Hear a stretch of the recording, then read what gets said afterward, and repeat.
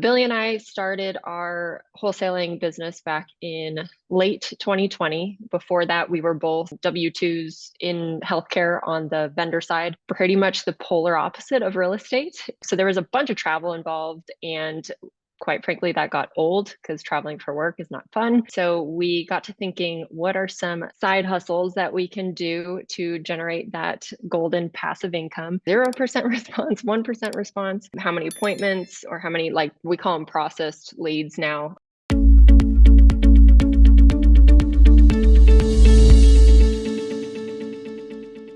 All right, Tara. If you just want to give us a quick introduction about yourself, how long you guys have been in business for. I know I talked to Billy, you guys have like scaled really, really incredibly in 3 years. So if you can just give us a quick introduction and then we can jump right into it. Yeah, for sure. And probably most of you probably know my husband Billy a little better. He's much more vocal on the Facebook group than I am. But Billy and I started our wholesaling business back in late 2020. Before that, we were both W-2s in healthcare on the vendor side.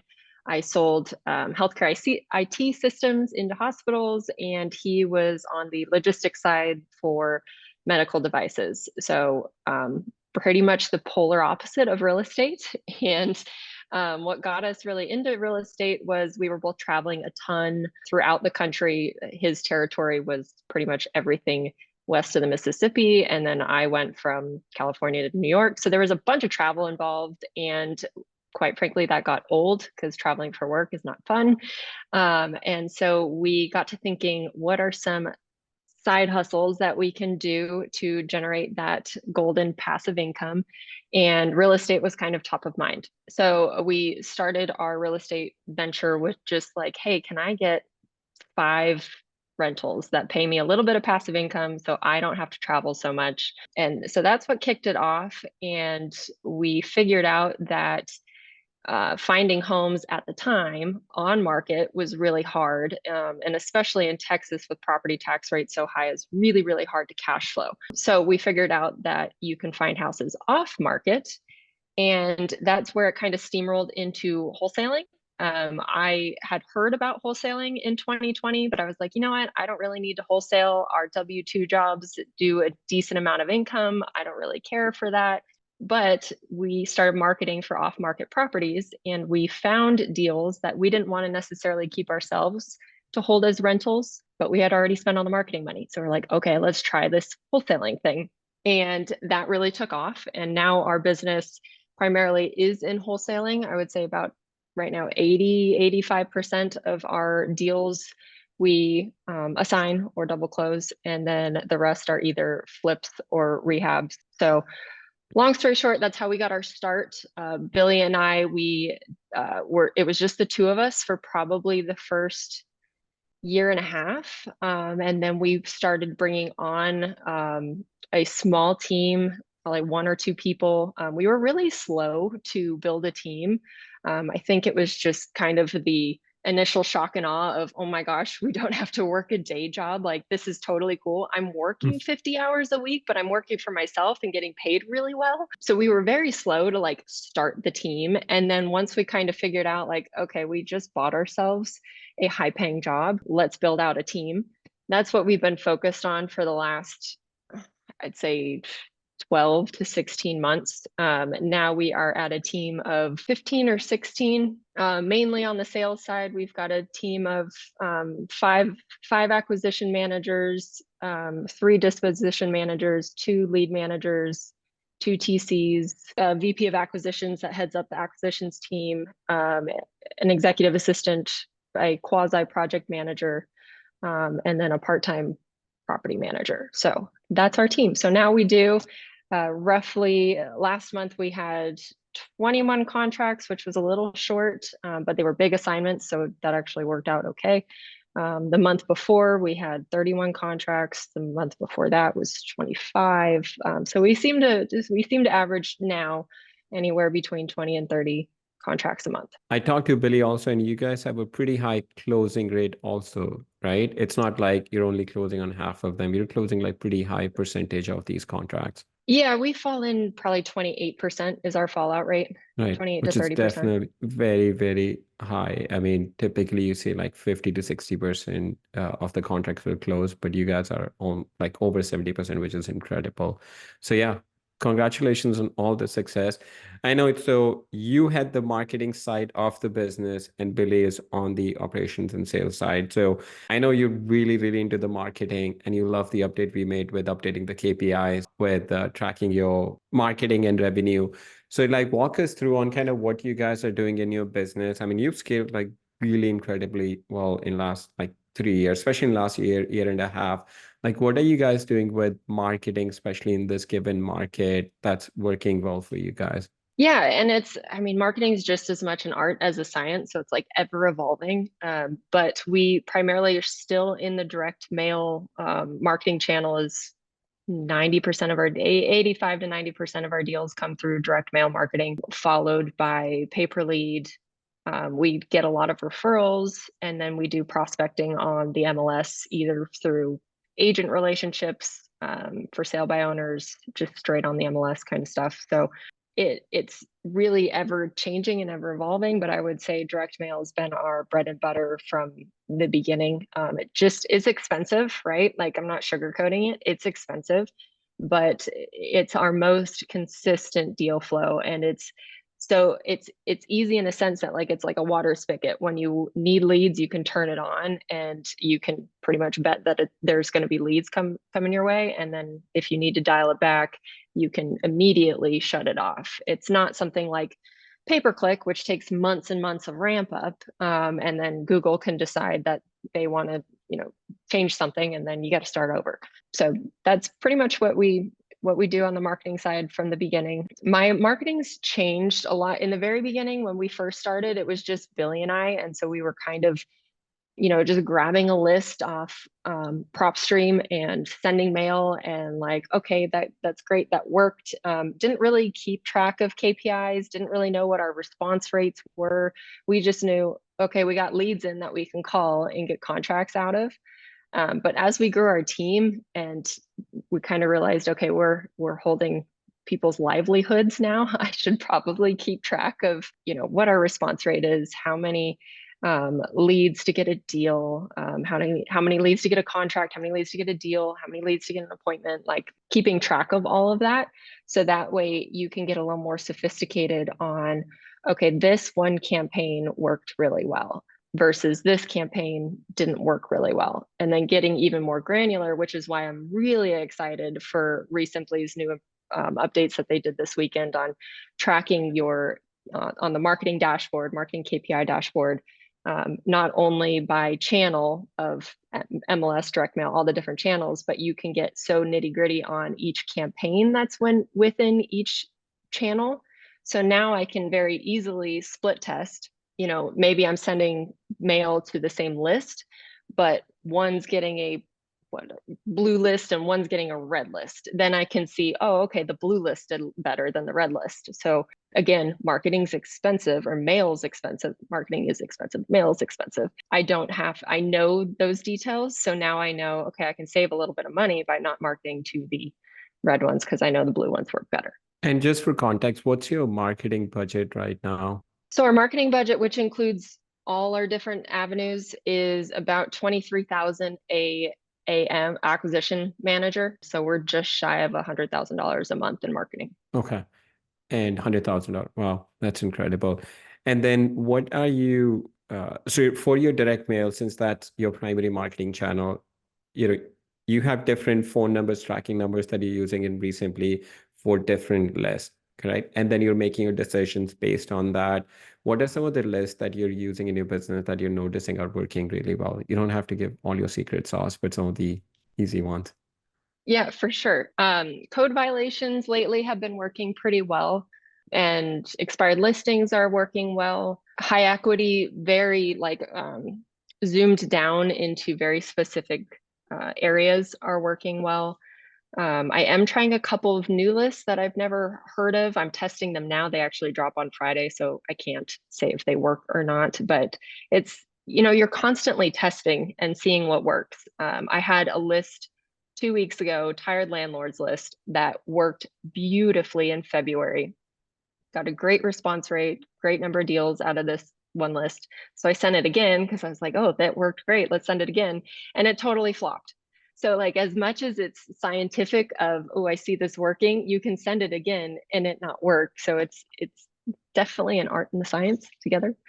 But And those are lists that are working now. 20 some counties in Texas. So are you also looking at the data based on seasonality? I mean, it doesn't get really cold in Texas, but does that have something to do with your business? I mean, is that something that you go into and look at like February and then you may compare it with numbers in May? Like, oh, it's interesting. It worked in February, but not in May. Maybe it's something I try again in February next year.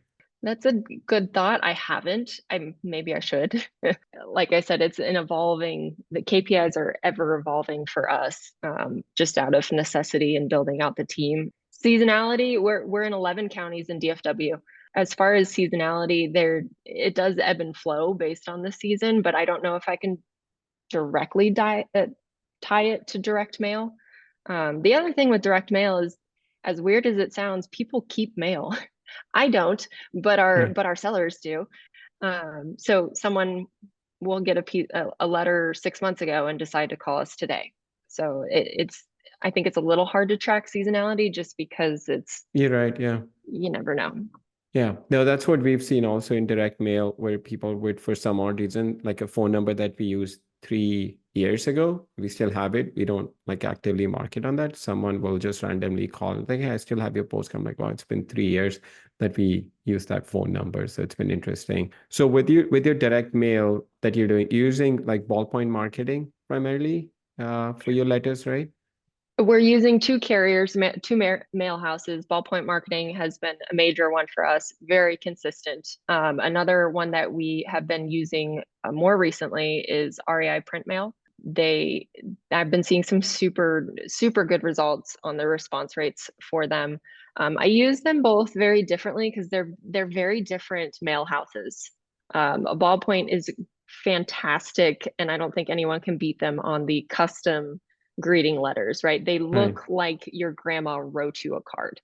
And I like that for certain instances. And then REI Print Mail is more of the mass produced but creative mail. Like last week we dropped a big, I don't remember what they call them specifically, but it's a big blue trifold, and it's Okay. got in green ink. It's printed, but it's just big. And it got a decent response rate. It got about, I think we were at a 0.36, which for our area is Pretty decent. good.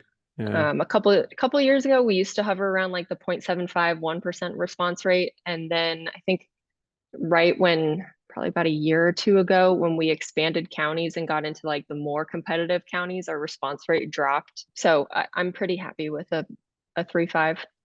Okay. And then how often are you mailing to the same list? Depends on the list. For those hyper distress lists, I'm mailing them monthly. Okay. And then how often are you pulling new data? Depends on the data. The super distress lists, I'm pull that monthly because it's constantly changing. For the stuff that doesn't move as much, so like your base data, the high equity base lists, then I'm pulling those probably once every 6 months. Okay. So like your absentee data or your high equity data, Yeah. right? Okay. Guys, I also want to make sure that if you have any questions, either you can put it in the chat or, raise your hand and then I can unmute you if you want to ask that question. So please make sure I don't want it to feel like I'm the only one who's doing Q&A, even though I'm getting tons of value. So please make sure you do that. And then I know you do a lot of testing with your letters and postcards. What have you known? Like this is a question we get all the time. Hey, should I do letter? Should I do postcard? Like what have you noticed that works for your in your market, or is there something that you've noticed as a clear winner, or it depends on the list that you're mailing to, or it's just something random, like not really something that you can say, all right, postcard definitely works or letter definitely works. 4 months ago, I would have told you the postcard was on fire, which it was. And then now it's changing. So again, it's an interesting thought that you had based on the seasonality. of what works and what doesn't. That would be interesting to track. But I couldn't tell you if one letter over a postcard was better or Yeah. not. We do keep track of like, okay, if this list worked really well one week, let's try tweaking what mailer we have it in. So maybe we've got a postcard with one list with this verbiage on it, and we get this response rate. Okay, let's see if we can tweak it, make it better. So maybe I'm using the same list, but instead of a postcard, I'm doing, the trifold brochure. Did that get a better response rate? Did that get a worse response rate? And then you adjust. Got it. Cameron Moore has a question. Are you using any provider for data, 80/20, Dataflake, or PropStream? Like, where are you getting your data from? A couple of different sources. PropStream we use for like your kind of like the lean lists and just kind of their niche lists. We use Deal Machine for those high equity big lists. We use Deal Machine for that. And then I go into our city data and county data. That's going to be all market specific, but we go in for different county records, code violations, that kind of thing there. Yeah, the code violation, I would imagine, would get the most up to date from the city or county itself. Yeah, we pull it straight from the city every month. Okay. Yeah, Oscar had a question, where are you pulling your distress data from? So that like some of that would come from the city, some of that would come from PropStream, some of that would come from Deal Machine. Right. Yep. And for the stuff that I'm pulling every month from the city or the county, I use a VA. I only have one VA. Her name's Crystalline. She's been with me for the whole time. She's great. And she'll go and request that information and pull the data and get it all, cleaned up and pretty before we put it into our database. Okay. And what are some of the data points that you're looking at on a consistent basis and then tweaking your marketing based on that? If you can walk us through that, what your process looks like. Sure. And KPIs always intimidated me. I hate looking at data. I am not, for as much as people think I'm a data person, like I am, but I don't want to do the work to get there. I just want to see the results. So like I didn't enjoy tracking the KPIs, but as my business became more sophisticated, I had to out of necessity. And so we try to keep it very simple.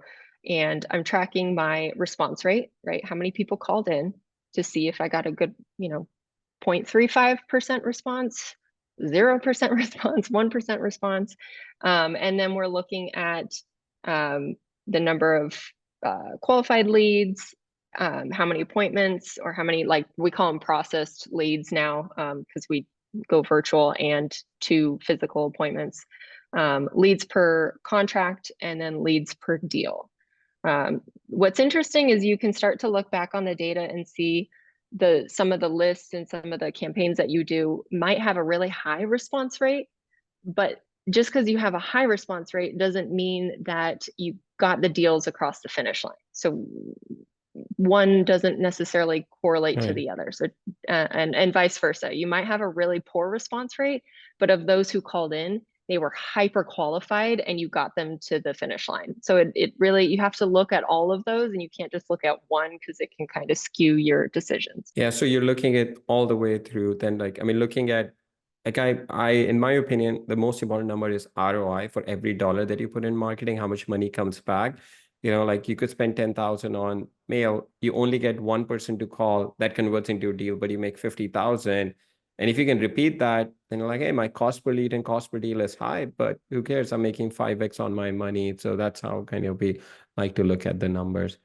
Hey, Cameron, do you have a question? Yeah, if you want to unmute.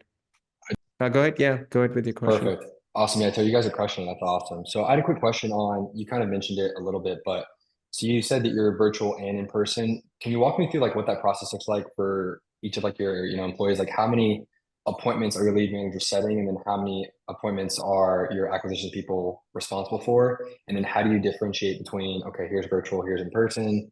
Like what does that look like in your processes? Sure. And I should probably start with, we used to be completely in person. So like anytime we passed off from the lead manager to the acquisition manager, and they went on the appointment. DFW is massive. And so the time suck of driving to, even like 2 appointments a day, that could be like a 5-hour ordeal. So they weren't very efficient. So we switched up to this hybrid model of try to do everything over the phone and lock the contract up over the phone. If you can't, and it comes, and I think Billy will be on here in a couple of weeks for like the sales side of it, because it's very much a sales thing. But in those conversations with your sellers, like feeling them out.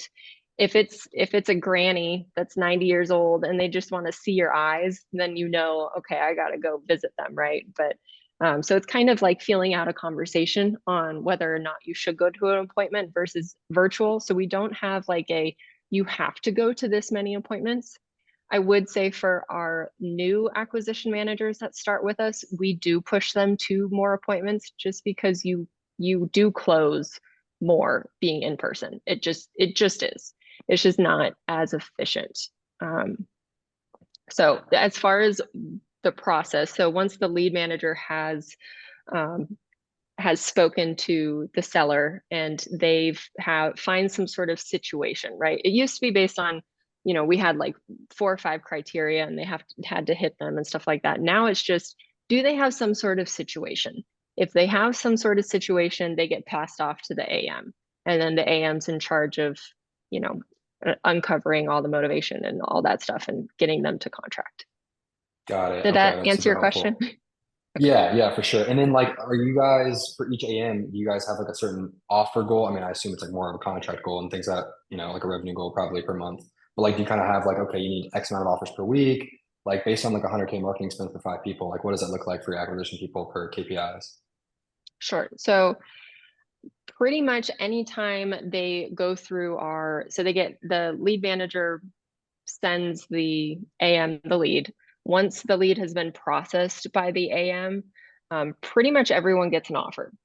We don't want to leave anything off the table. So we're just sending offers. That's kind of, the more you're fishing, the more likely you're going to get a bite on the line.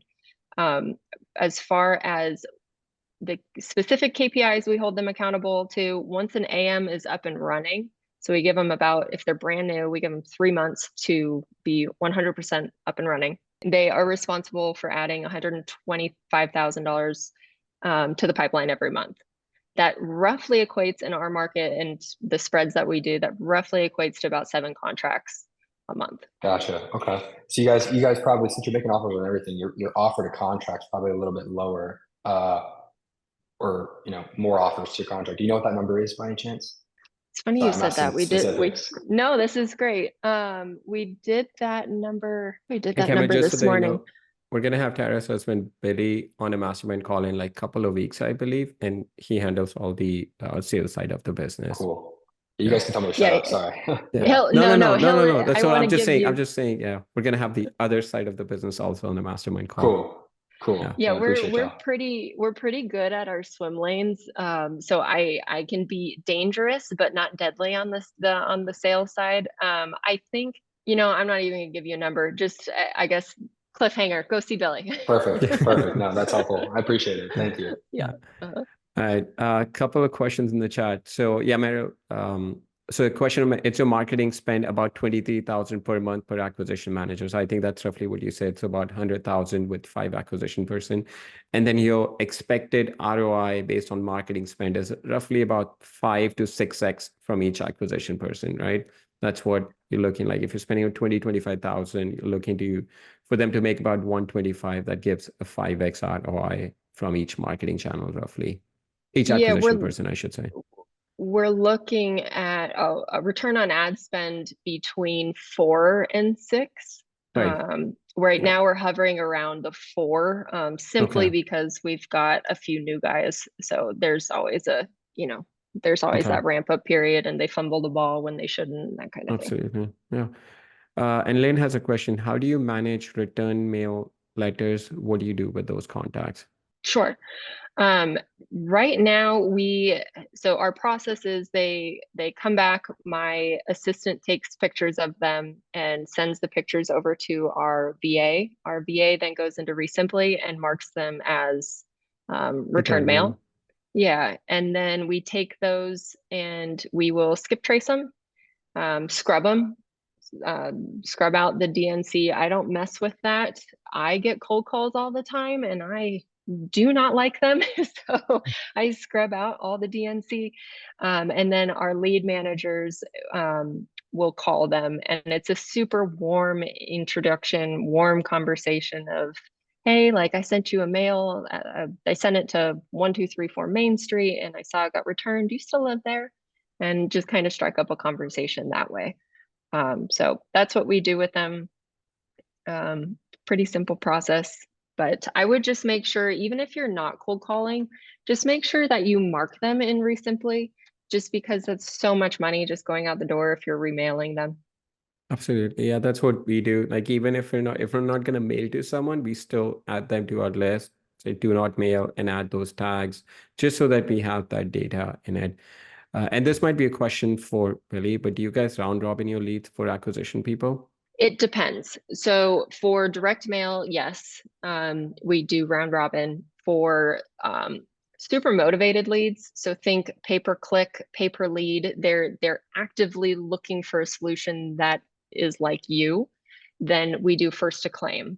Okay. And the reason for that is they're typically a more expensive lead and they're a hot lead. So whoever wants to make the most money can grab it first. Okay. And then when you're starting a new marketing channel, how much time do you give that marketing channel to before you decide whether it's working or not? And what's your minimum expectation on ROI for that any marketing channel? I give it about 3 months, 90 Okay. days, maybe 4 months if it's like 1 month was great, 1 month wasn't, and it's kind of been bumpy. And then the return on ad spend, same between 4 and 6 X. So Okay. if I, put in $400 or $100, then I want at least 400 back. So anything less than 4x, you would like essentially look at, is there something that we can improve on the process? But if it consistently stays below 4x or especially around below 3x, then you would just cut it out of your marketing. Yes. Yep. Okay, perfect. And all right. And there's another question from Nathan. We ran TV for 6 months, just turned it off, 60,000 down the drain. Yeah. Are you guys doing Yeah. TV? I did some digging into it, and again, it goes back to that return on ad spend. I have a couple of friends who are doing fairly well with it. I think their return on ad spend, they didn't have the exact dollars, but just based on like the number of leads that were coming in, based on the number of deals that were coming out of those leads and what the revenue was getting, it was probably like a 2.5 to a 3 return on ad spend. And for me, that's such an expensive marketing channel to only get 2.5 to 3. So I just didn't, that's not worth my time now. Right. I've got better sources to get better deals. Yeah, no, that's what I've heard from some other investors that TV is like about 2.5, 3.5. But I think a challenge with TV also that I've heard is that people may see your ad and they run to like your website and fill a form on your website. So it's hard to attribute the lead to that TV. So that's another challenge that is the tracking side. All right. Yeah, I would say the people who are having success on this, and again, I haven't done it, so this is not me saying it works. This is hearsay. Putting a QR code in your Right. commercial so that way that you're tying that tracking Get number back to the specifically. Yeah. Another thing that we recommend investors, if they're doing TV or radio, use different phone numbers. So if someone is going to call, you know exactly what TV station or TV channel or radio station the ad came from. Right. And what does your exit strategy look like? Wholesale, novation? I think you mentioned like majority wholesale. Majority right now we're at probably 85% wholesale. And then the rest we will either wholesale, flip, or keep them as rentals. So it really just depends on the deal. Lately, we've just had a lot of wholesale deals that pop up, just stuff that we don't want to keep. And we've been super focused on building out our team, and that takes up a lot of work, a Right. lot of Yeah, it's a bandwidth. pretty So large team, 15, 16 people. Yeah. So it's just kind of a matter of where your resources, and flipping is its own other business line. So just focusing on building out our current team, it's just easier to wholesale them than it is to take on another project. Right. And Jason has a question. Are you guys doing any cold calling using a dialer such as, no, you guys don't, right? Yeah. No, we do not. And no texting either? No texting either. Okay. No, that's not something that we've ever been really interested in. Yeah. Now, and then it's mostly inbound, right? Direct mail and other inbound marketing channels and referrals. Yeah. Yeah, I would say the last probably 6 months or so, we've expanded to having our AMs. So our AMs are responsible for reaching out and doing their own prospecting every day, whether that's agent relationships, other referrals, prospecting on the MLS for sale by owners, that kind of thing. So we've had quite a bit of traction on that side too, which is nice because it alleviates a little bit of the pressure on marketing, right? Yeah, absolutely. So Yeah. And those are like practically free leads that you can get. So your ROI is going to definitely go up. and Right. we pay them, we pay our AMs more for those because they are truly like going out and dragging down their prey versus being handed a lead. So we pay them 20% commission on those leads versus 10% commission on the marketing leads. And that's been super helpful because they're more willing to go and out and do that. Yeah, absolutely. And Nathan said this might be a question for Billy, but how do you train your sales team? John Martinez training or anything? I think it might be a question for Billy on the sales side. Yeah. It is a question for Billy. We do have a sales trainer, outsourced sales trainer. His name is Joe. I'm trying to think of his last name. Again, we've gotten pretty good with separate swim lanes. I would definitely say if you have a business partner, whether they're your spouse or an actual business partner, staying in your swim lanes is a great thing, but then can be really hard on podcasts when you're asking me a sales question. I'm like, that's a good question, Joe something. Yeah, absolutely. All right, Jack has a marketing question. Do you all use any custom postcards? I've seen some of what Ballpoint is doing, some great stuff there. As a private graphic designer, I was just wondering if you guys are doing any custom postcards. We did. We tested 3. Our company's name is Bumblebee Properties. So we had this cute little bumblebee on a postcard and had different, we buy as is and all the different. We tested 3, and they didn't do worse and they didn't do better than a regular postcard. And it just took up more time for me to get a graphic designer and do all those things. So it was really just indifferent. Yeah. I think the most important thing with marketing that I've noticed is the consistency of doing marketing. Yeah, that's what we've noticed. Yeah. And do you have any commission or bonus set up for the lead manager? When the leads come in from the marketing and lead manager, depending on how many appointments they're setting up for acquisition manager, is there a bonus structure for that? There is. So they get paid commission based on closed deals as well. So they're incentivized to pass off as many as possible. I think they get paid 4% off every deal. Okay, so it's all based on how many deals they're able to actually close at the end of the day. Right? Yep. It's not just based on the one. All right. Ron, you have a question if you want to unmute? Yeah, I have a few questions. You had mentioned that you kind of get some of the deals from MLS, and you kind of mentioned that some of your closers or your acquisition managers kind of fetch those, and sometimes maybe agents that you work with fetch those. Do you have like a system in place for that, like that you hold people like accountable to, or is that just more like kind of open-ended, like if agents happen to come across something, send it your way. If a closer happens to kind of have time on the weekend to kind of look for stuff, outside of work, like, find it, if you find something, send it our way, or are you holding agents accountable to like, hey, you want to work with us, send us X amount of leads on MLS, each week. And same thing with your acquisition managers, like, hey, send us X amount of, MLS leads, can you shed some light on that? For sure. We do have structure in place for our AMs.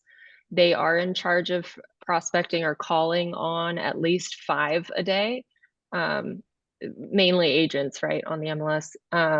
And so that's the structure that we have right now.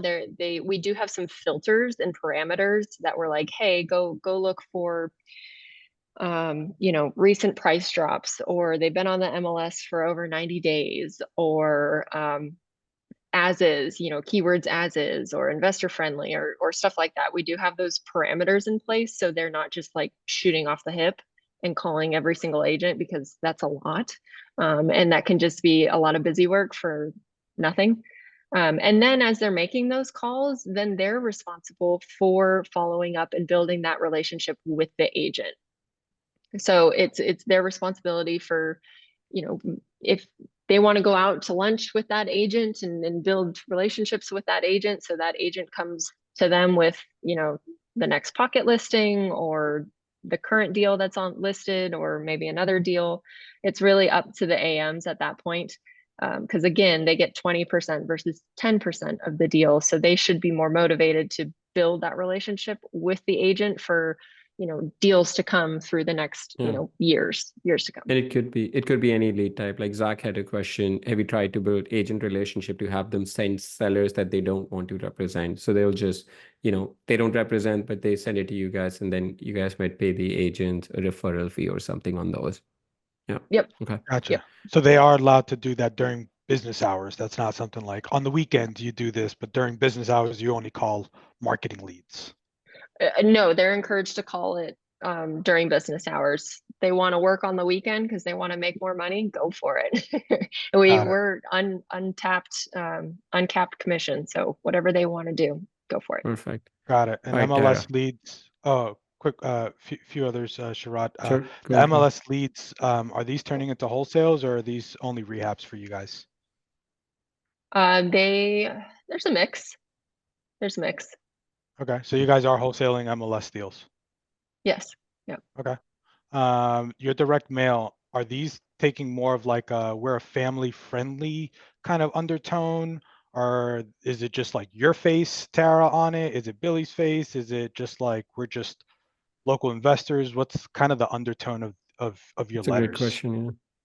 Yeah. That's a really good question. Both. Again, that testing of, if I put just Billy and I's face on there, or if I don't put a logo, do I put a logo?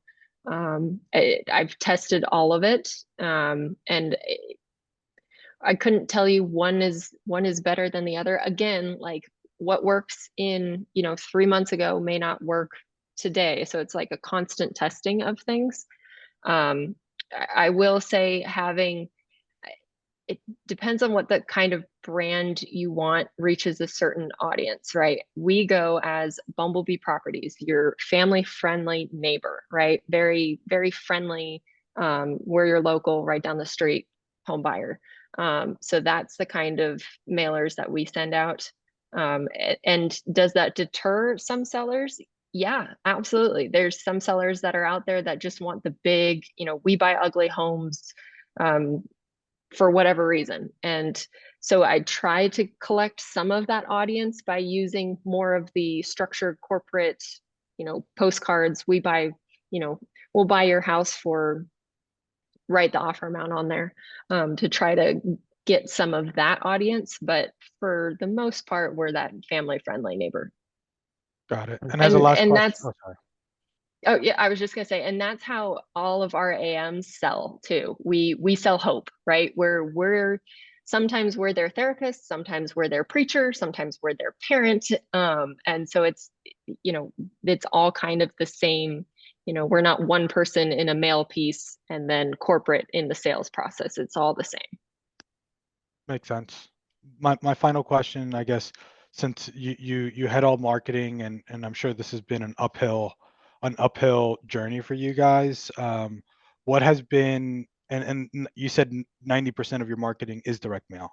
What's been the biggest what have been the mistakes that you've learned most from? on this direct mail journey that you would advise other people to not make? You know, as some of us potentially, you know, dive in head deep into the direct mail world. Yeah, I've made lots of them. I still make them. I would say the biggest one I had made a little over a year ago, and we were on a different marketing database platform. And unknowingly to me, when I was pulling the data out of our database, I was grabbing the same records every time, even though I thought I filtered them out. So what that did is it exploded our cost per deal because I was sending the same letters to the same people. Oh, wow. So that was a massive issue. So being able to basically right after that, we moved into REsimpli, and their filters are much easier. You're not pulling the same, 20,000 records. So that's how I fixed it. I think that's probably by far my biggest blunder. And I wouldn't say it was necessarily like my mistake, but I would say keeping track of the lists and the pulse of what's working and what's not weekly. Because again, something that may work a week ago, a month ago, 3 months ago may not work today. So just having those KPIs in place where you can get quick feedback, because mail's not quick, right? By the time you order it, place it, they print it, they ship it off, like it can be a lot longer than switching something up on, Google. So I would just really keep track of your KPIs. Yeah.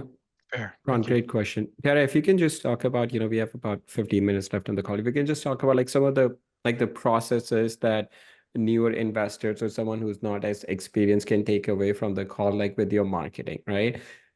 Like if you can talk a little bit about your list stacking part of it, and then how you're using different tracking numbers to make sure if you're doing direct mail, don't use the same phone number for absentee and code violation, right? Some of those points, if you can just go into that. Sure.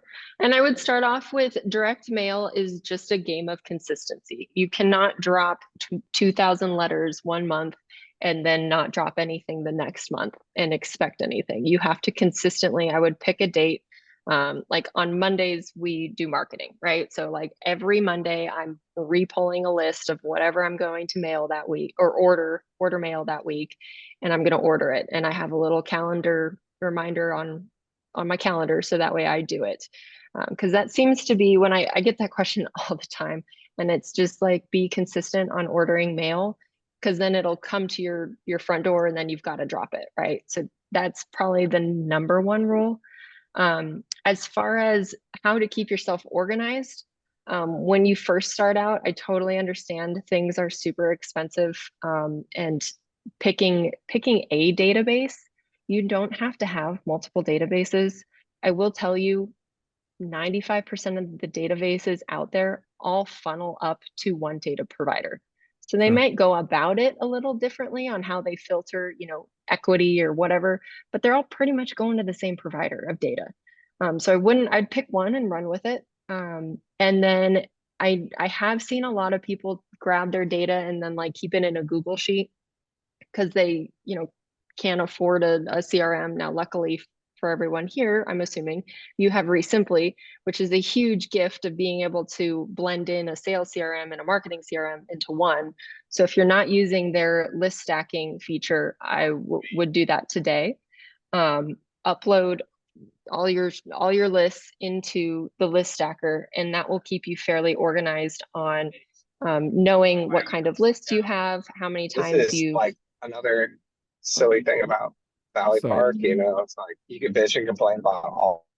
Okay. Sorry, I'm Yeah. blonde and I can't multitask. I can't hear and talk at the same time. Yeah, no, sorry, yeah.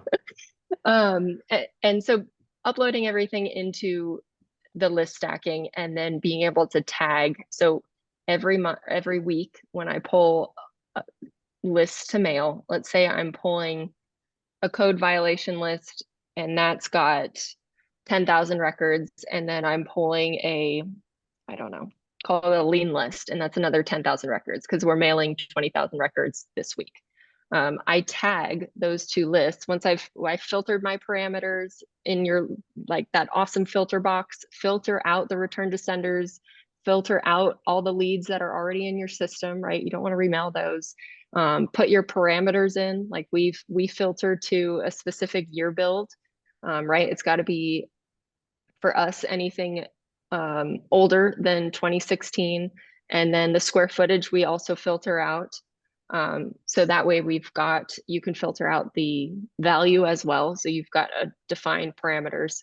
And then I tag that list when I mailed it. So I'll literally go in and tag those 20,000, I'm sorry, that 10,000 set of 10,000. I'll tag it as the date, what kind of mailer I'm using. So if I'm using Ballpoint, I type in their BPM, Ballpoint Marketing, and then if I'm using a comment card, I'll write in what comment card it is. So that way I can keep track in my head, and when I forget, I can go back in list stacking and look at, okay, that's what I mailed a month ago. I can remail it. I shouldn't remail it next week. Maybe I need to remail it in 4 weeks or after I get my results. So I would say those are like the biggest takeaways when I'm starting out. Just keep yourself organized, and then just be consistent. And then, so that's great on the list stacking side of it. When you're sending mail, so you talked about lean list and you talked about your code violation list, I believe. You're using different tracking numbers for each of the lists, right? To Yes. keep track of where the leads are coming from. Yeah, I mean, that's the question that are you guys using different phone numbers for each mailers or each list?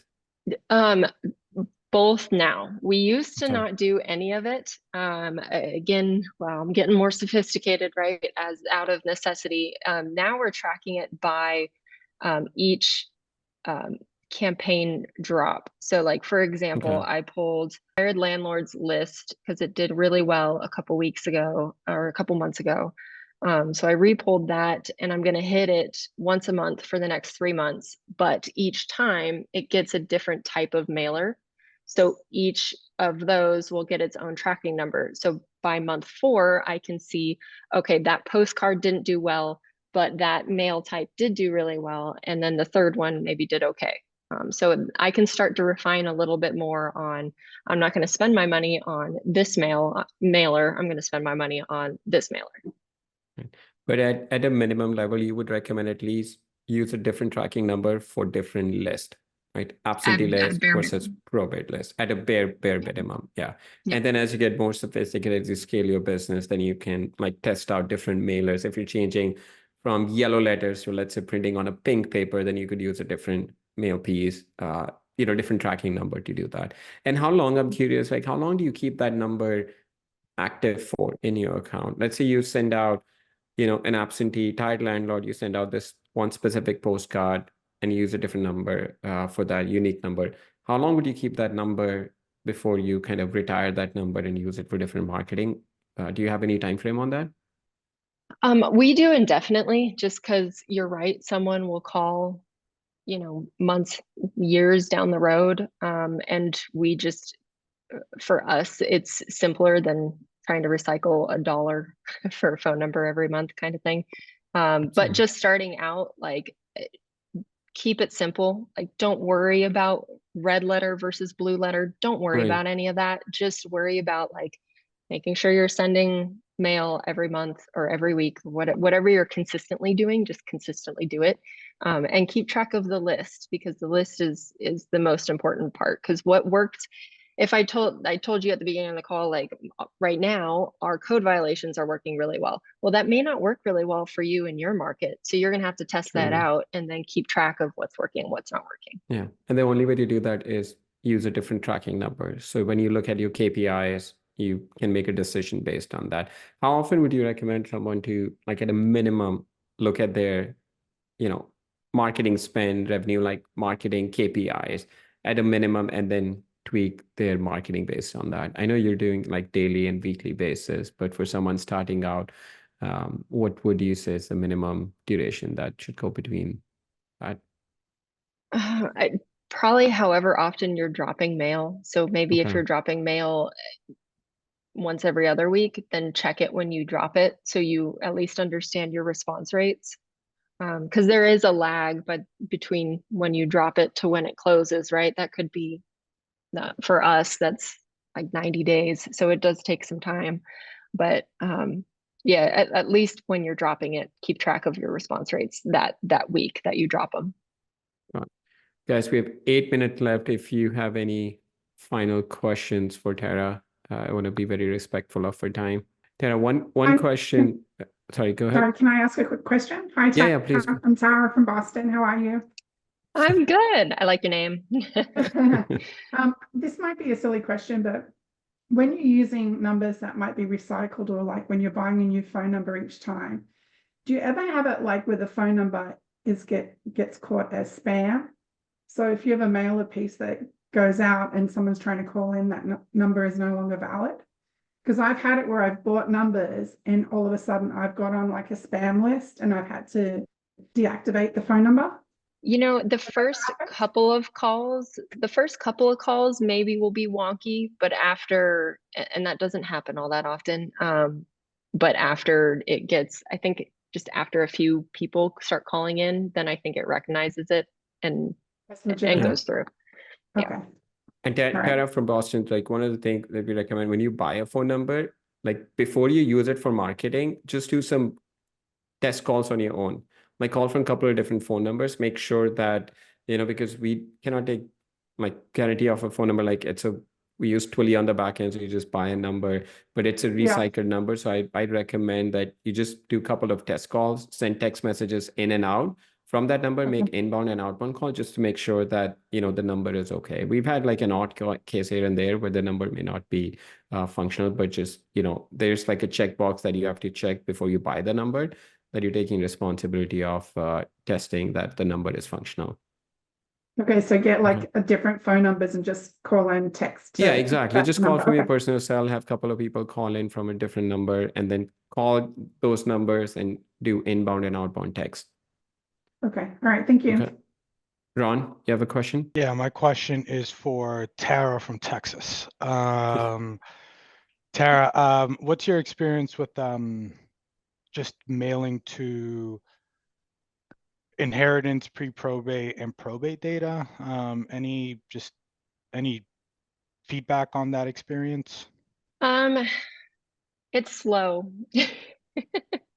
Right. It's there. I wouldn't, if you're just starting out with mailing, the hard part is this is what happens. People haven't started mailing, they want to mail, they think it's super expensive, so they go down to the nichiest of niche lists, thinking nobody else has mailed them. But the hard part is everybody's mailed them. So it's really hard to say like, oh, go for like this super hyper niche list, because odds are it's just been pelted by a whole bunch of people.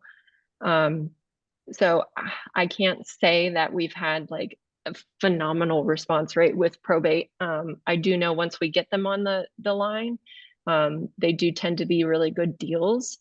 But it's just a slow process because there's a lot of moving pieces and family. You got to deal with family. Got it. So out of the distressed motivator buckets, that wouldn't necessarily be the one that you jump on the quickest. You would probably jump on code violations or, one of the other buckets, maybe a little or just include them with a whole bunch of other niche lists. So if that one flops, you're not like, oh, direct mail doesn't work, right? It's not necessarily that direct mail doesn't work. It's just that you were hyper focused on this one niche list, and that one niche list may not work in your market. It might have been oversaturated. You might try it in 6 months. That happened to us actually when the rates hiked back in 2022. And we lost a whole bunch of wholesalers that weren't running a business. We lost a whole bunch of them. And so I went in and I did do those niche lists, and we did really well, but that's because nobody had the money to dump into those niche lists at that time because all the wholesalers pulled back. So it's like timing that as well. Much appreciated. Yeah. And it sounds like your team has a very simple process, but it's like consistency, right? Get your list, stack them, and then minimum use different tracking numbers. And as you get a little bit more sophisticated, then you can use different tracking number based on different mailers that you're doing. But at a minimum, get your data, stack it, mail, and use different tracking number. And then you just are doing it at a much bigger scale than a lot of other investors that are getting started. Yeah, keep it simple. I Yeah. am not smarter than anybody else. I do the same things. It's just being consistent about it. And I do the same things that I did 2 years ago, just like you said, on just more of it. More of it. Cool. Awesome. Tarah, this has been absolutely incredible. Thank you guys for being on the call. Thank you, Tarah, so much for sharing your information, and congratulations on all the success that you've had. Like, thank you. I know you and Billy are Thank you. always so willing to share all the information that you have. So I really appreciate that. Thank you. Yeah, no, it's been a lot of fun. And if you guys Yeah. have questions later on, obviously about marketing and maybe teams and stuff, hit me up on Instagram and I'm happy to answer any questions that I can, or pass you off to Billy and he can help you on the sales Yeah, side. exactly. And we included Tara's Instagram link in the email that we send out, but I'll just quickly drop it here also so you guys can have it and you can connect with her on Instagram. Here, let me see where it is. In the meantime, there was one last question Tara from Boston had. Yeah, I mean, this is something we talked about earlier in the call. Is direct mail seasonal, better results, different time of the year? I mean, clearly there are some, it ebbs and flows just like the real estate industry. During Christmas, that tends to pull back. We still mail the same amount because again, people keep mail. And then they have those conversations with their loved ones when they're at Christmas. We tend to see it ramp up around this time frame, right? But that's the same with agents right now. It's just the busy season. So those are like the two. January seems to be a little slow too, just because it's, I don't know, cold and people don't want to do anything. So yeah. Cool. Awesome, Tara. I dropped Tara's Instagram in the chat. So if you guys want to connect with her, she's active on Instagram. And then I also included a link to Trustpilot review. So if you guys got any value out of it, if you can take like just quick 5-10 seconds and give us a 5-star review, that'll be absolutely great. It just helps everyone on the team motivated. Our developers see that on the back end. They don't get to talk to our customers. But if you guys can do that, that'll be super helpful. All right, Tara, thank you so much. I really appreciate you taking your time and sharing all the great stuff that you guys are doing. Thank you. Yeah, it's my pleasure. Thank you. Thanks. Bye-bye. Bye.